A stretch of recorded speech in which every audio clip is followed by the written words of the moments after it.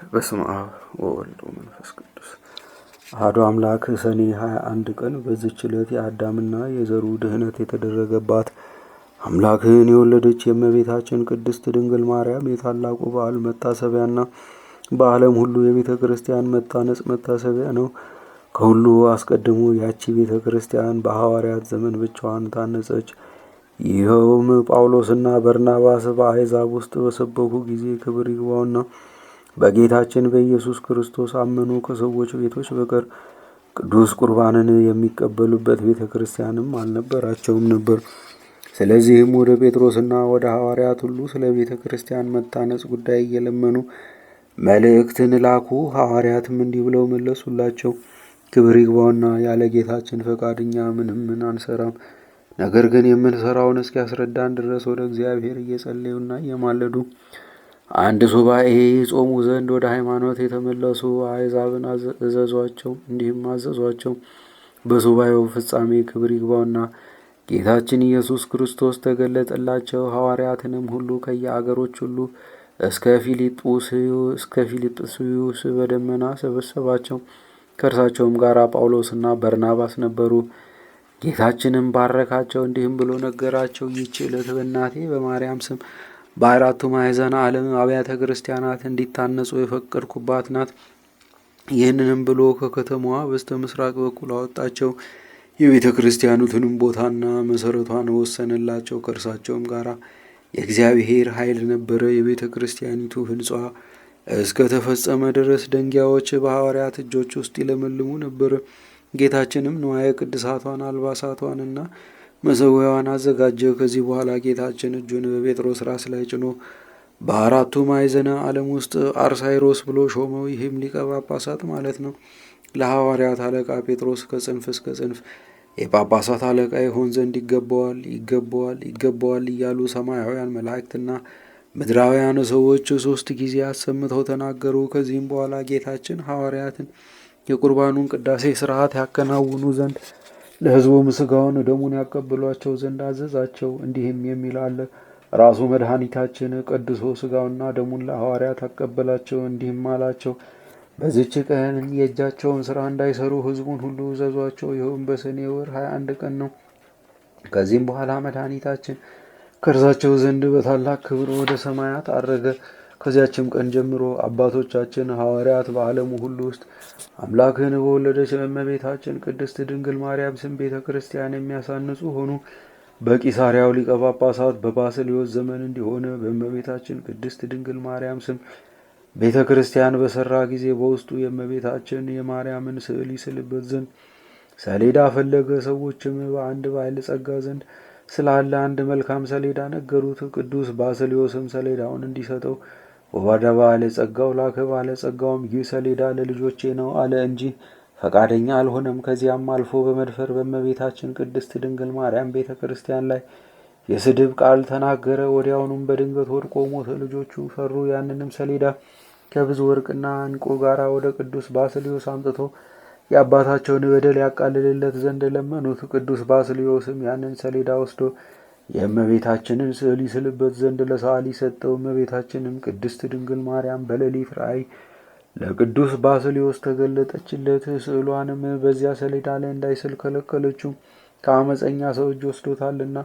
እጅግም ያማረ የእመቤታችን ስዕሏ የተሳለበት የሁለት ደናግልም ስዕል የአንዲቱ በቀኝ የአንዲቱ በግራ ሆኖ የተሳለበት ቀይ ሰሌዳ ያለበትን ቦታ ነገረችው። ቅዱስ ባስልዮስም እመቤታችን ቅድስት ድንግል ማርያም ወደ አመለከተችው ወደዚያ ቦታ ሄደ። ያንንም ሰሌዳ አገኘው። ወደዚያች ቤተ ክርስቲያንም በታላቅ ደስታ አመጣው። ከዚህም በኋላ ዳግመኛ በአንድ ጣዖት ቤት 2 ምሰሶዎች እንዳሉ አስረዳችው። እነርሱንም አምጥቶ በመቅደስ ፊት ለፊት እንዲያቆማቸው በላያቸውም ስዕሏን እንዲያኖር አዘዘችው። ቅዱስ ባስልዮስም እነዚያን ምሰሶዎች ያመጣቸው ዘንድ ሄደ። መሰሪያኑም ሊከለክሉት ፈለጉ። ጌታችንም ኃይላቸውን ደመሰሰ። እነዚያንም ምሰሶዎች አምጥቶ በቤተ መቅደሱ ፊት ለፊት አቆማቸው። በላያቸውም የእመቤታችን ቅድስት ድንግል ማርያም ስዕሏን አስቀመጠ። እግዚአብሔርም ከእነዚያ ምሰሶዎች በታች የውሃ ምንጭ አፈለቀ። በውስጧም የሚታጠብ ሁሉ ካለበት ደዌ ሁሉ የሚድን ሆነ። እንዲሁም ከእመቤታችን ማርያም ስዕል በሽተኞችን ሁሉ የሚፈውስ የዘይት ቅባት ፈሰሰ። ይህ ሁሉ የሆነ የእመቤታችን ቅድስት ድንግል ማርያም ቤተ ክርስቲያን በከበረችበት በሰኔ ወር በ21 ቀን ነው። በዚያችም ቀን እንዲሆነ አንዲት ሴት መጥታ ታጠበች። ወዲያውኑም ሁለመናዋ በለምጽ ተሸፈነ። ቅዱስ ባስልዮስም ወደ እርሷ አስቀርቦ በእርሷ ላይ የሆነውን ጠየቃት። እርሷም የእህቷን ባል እንደወደደችና እህቷን በመርዝ ገድላ እንዳገባችው ነገረችው። ቅዱስ ባስልዮስም ታላላቅ 3 ኃጢአቶችን ሰራች፣ ግን ወደ እግዚአብሔር ንስሐ ግቢ፣ ምናልባት በደልሽን ይቅር ይልሽ እንደሆነ አላት። በዚያን ጊዜም ምድር ተሰንጥቃ እንደ ዳታን ዋጠቻት። እርሷ የረከሰች ስትሆን ወደ ቤተ ክርስቲያን መግባት እንደፍራለችና እኛ ሁላችን የክርስቲያን ወገኖች አምላክን ለወለደች ለእመቤታችን ለከበረች ድንግል ማርያም ለመታሰቢያዋ መንፈሳዊ በዓል እንድናደርግ ይገባናል። ስለ እርሷ ለአዳምና ለሁላችን ለልጆቹ ድህነት ሆኗልና ይህንንም በዓል ለማድረግ የሚተጋ የተመሰገነ ነው። እርሷን ለመረጣትና ለወደዳት በሥጋም እንድትወልደው ላደረገ ለእግዚአብሔር ምስጋና ይሁን። እኛንም በእርሷ በእመቤታችን ድንግል ማርያም አማላጅነት ይማረን፣ በረከቷም ከእኛ ጋር ይኑር ለዘላለሙም አሜን። ዳግመኛም በዚች ቀን ከምስር አገር ቅዱስ ጢሞቴዎስ በሰማዕትነት ሞተ። ይህም ቅዱስ አስቀድሞ ከእንዴናው ገዥ ከአርያኖስ ጭፍራዎች ውስጥ ነበረ። ሰው ሁሉ ጣዖታትን እንዲያመልክ የሚያዝ የዲዮቅልጥያኖስ የመልእክት ደብዳቤ በተነበበ ጊዜ ይህ ቅዱስ ከሕዝቡ መካከል ተነስቶ የንጉሡን ደብዳቤ ወስዶ ከሕያው እግዚአብሔር ልጅ ከኢየሱስ ክርስቶስ በቀር ሌላ አምላክ የለም ብሎ የከሃዲውን ንጉሥ የመልእክት ደብዳቤ ቀደደ። መኮንኑም ድፍረቱን አይቶ ወደ እርሱ ገስግሶ ሄደና የራሱን ጠጉር ይዞ አንስቶ በምድር ላይ ጣለው። ታላቅ ድብደባም እንዲደበድቡ ታዘዘ። ሁለተኛም ሁለመና ውስጥ እንዲደቁሱ ታዘዘ። እርሱም የሕያው እግዚአብሔር ልጅ ጌታዬ ኢየሱስ ክርስቶስ ሆይ እርዳኝ ብሎ ይጮህ ነበረ። ጌታችንም ትዕግስቱን አይቶ መልአኩን ልኮ ከስቃዩ አድኖ ጤነኛ አደረገው። ወደ መኮንኑም ቀርቦ ከሕያው እግዚአብሔር ልጅ ከአንዱ ከኢየሱስ ክርስቶስ በቀር ሌላ አምላክ የለምና አንተ ከሃዲ እፈር አለው። ያን ጊዜም ይዞ ጽኑ ስቃይን አሰቃየው፣ በመጋዝም መግዞ ሰቀለው። ከዚያም በኋላ ስጋው እንደ ሰም ቀልጦ እንደ ውሃ እስቲፈስ በብረት ምጣድ ውስጥ አበሰለው። ከከተማ ውጭም ጣሉት። ክብር ይግባውና ጌታችን ኢየሱስ ክርስቶስም ያለምንም ጉዳት አንስቶ ጤነኛ አደረገው። ወደ መኮንኑም ተመልሶ ከሕያው እግዚአብሔር ልጅ ከጌታ ኢየሱስ ክርስቶስ በቀር ሌላ አምላክ የለምና አንተ ከሃዲ እፈር ብሎ ጮኸ።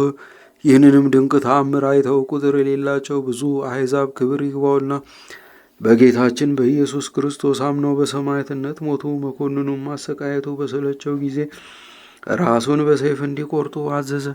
የድል አድራጊነት አክሊልንም በመንግሥተ ሰማያት ተቀበለ። ለእግዚአብሔር ምስጋና ይሁን። እኛንም በዚህ ድል አድራጊ ሰማዕት አማላጅነት ይማረን፣ በረከቱም ከእኛ ጋር ትኑር ለዘላለሙ አሜን። በዚህችም ቀን ለአባቶች ሊቃነ ጳጳሳት 4ተኛ የሆነው የእስክንድርያ ሊቀ ጳጳሳት አባ ከላዲያኖስ አረፈ። ይህም ቅዱስ በወንጌላዊ ማርቆስ እጅ ክርስትና ጥምቀትን ተጠመቀ።